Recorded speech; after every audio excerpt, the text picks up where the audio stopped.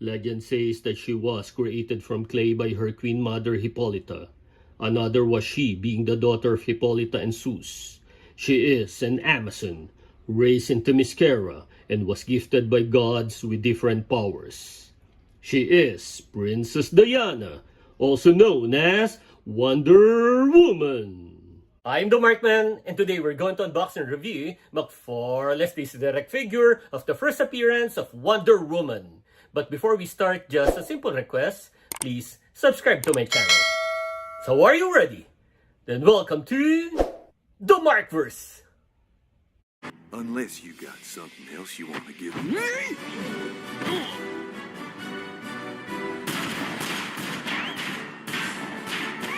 Those are the biggest, slowest bullets I've ever seen.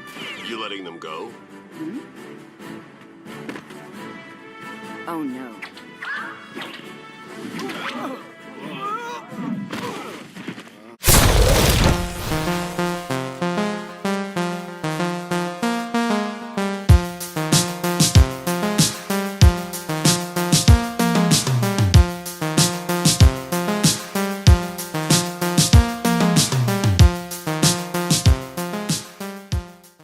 Let's first compare the design of the figure based on its source material. During the time her picture was shown publicly in one Comic-Con event, which I cannot remember what, there's no question that the figure was based on the first appearance of Wonder Woman in comics. That is the initial thought. So Wonder Woman first appeared in All-Star Comics number 8, published on October 21, 1941. However, after I checked the description of the figure in McFarlane's website, it is stated that this is based on Wonder Woman Comics number 1, which was published around June 1942, around 8 months after her first appearance. And this is the reason why this comics is included with her figure. So if we compare her from the comics as her source material, there are two differences. First is the color of the linings of her boots, which in the comics are yellow, while her figure is white. But the most prominent and most obvious is her shorts. She is wearing one in the comics, but the figure is wearing a skirt. So this figure is not based on Wonder Woman Comics number 1. So what could be the real basis then?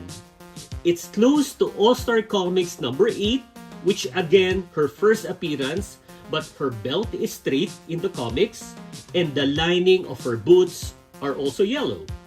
While the closest, I said closest, is in Sensation Comics number 1, published on January 1942, which is 3 months after she first appeared and is the continuation of her story in All-Star Comics number 8.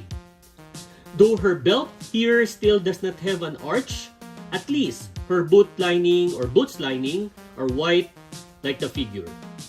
And if we look at her in the page of All-Star Comics number 8 and the cover of Sensation Comics number 1, the drawings are basically the same except the lining color of the boots.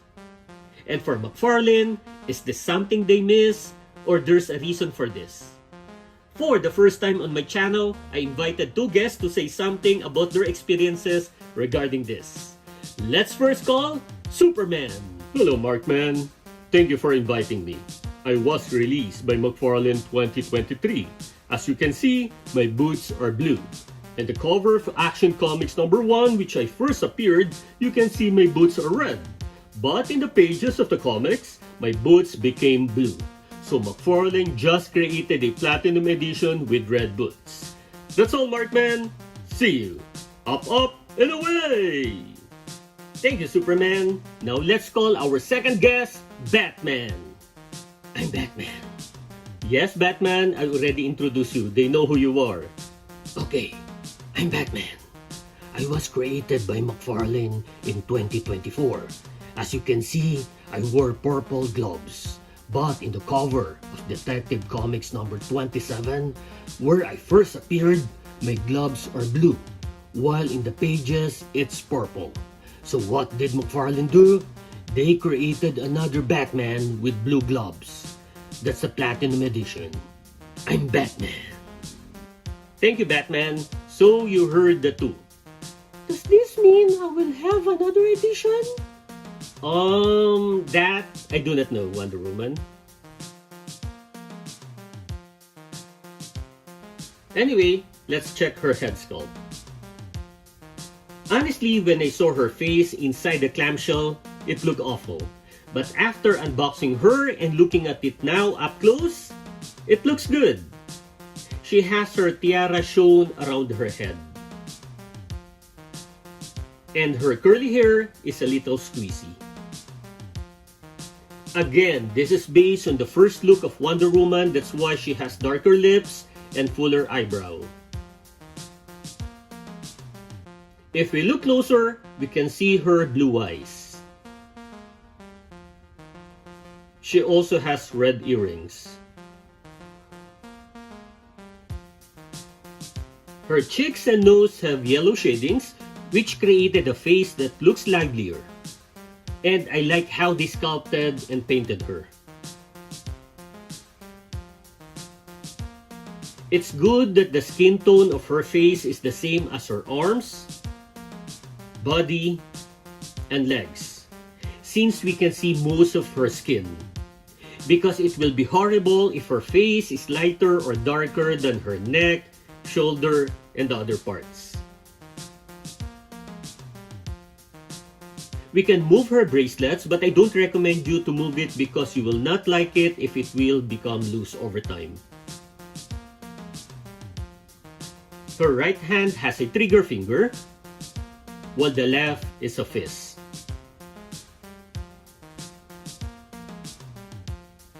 We can see marks of her collarbone.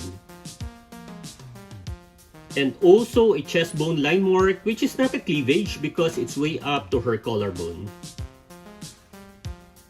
So she's seen here as thinner than her other figures.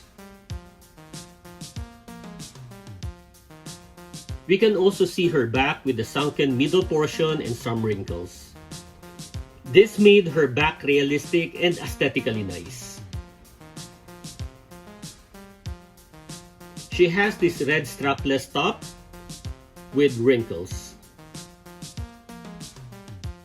Aside from the Amazonian beliefs about eagle, her comic creators wanted to show a symbol of the United States in order to appeal to the Americans as their target audience, especially she was created during World War II.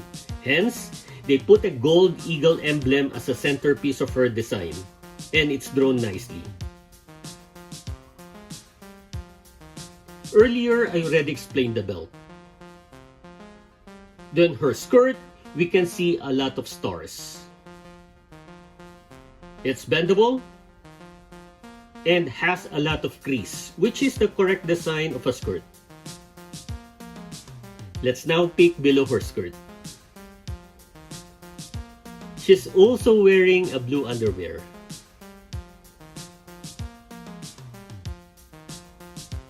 She has sunken parts of her thighs that could show illusions of thigh muscles.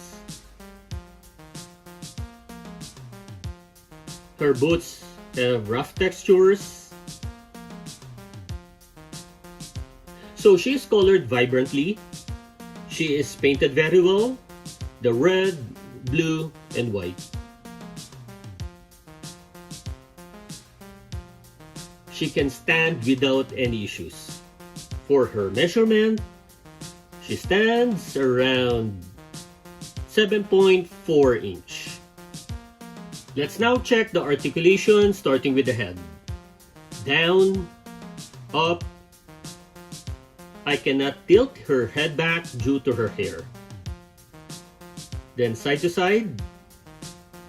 The arms, lateral raise, forward, back. We can move it 360 degrees, bicep swivel, double jointed elbow,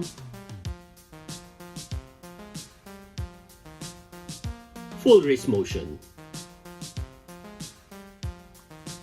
She does not have any diaphragm articulation.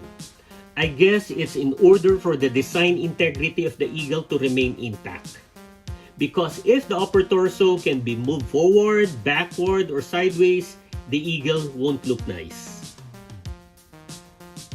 but at least we have hip swivel. Then the legs, sideways, forward, back.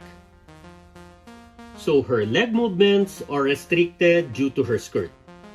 If they just made this cloth skirt instead of plastic, then she would have better leg articulation. Double jointed knee, full ankle movement, but without toe hinge. That's the articulation. For the accessories, we have a base with the new DC logo print. So this is the first time I saw this new base, and looking at their newest batch, all of them now have this print. Then the art card.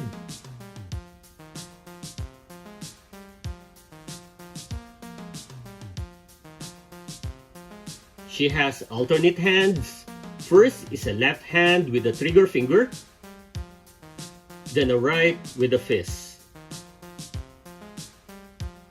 Last is a pair of open hands. It also includes a comic, but this is not where Wonder Woman first appeared, but this is her first eponymous comic, Wonder Woman #1.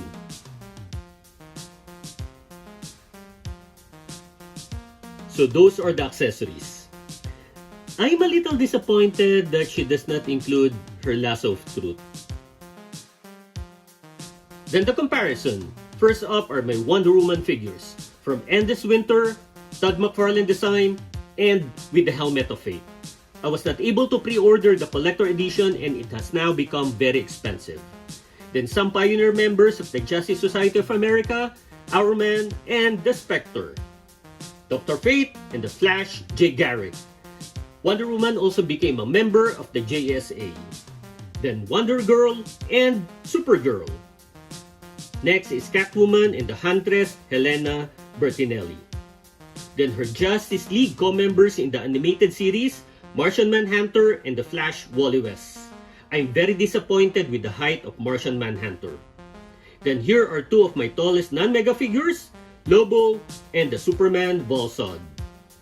Then two mega figures, the Justice League Task Force BAF Darkseid and Doomsday from the 2-pack with Superman. Next are two colorful figures of villains, Two-Face and the Joker. Some figures from the Dark Knight's Death Metal arc, The Drowned, and the Batman Who Laughs. Then Merciless, the Batman from Earth 12 and the enemy of Wonder Woman.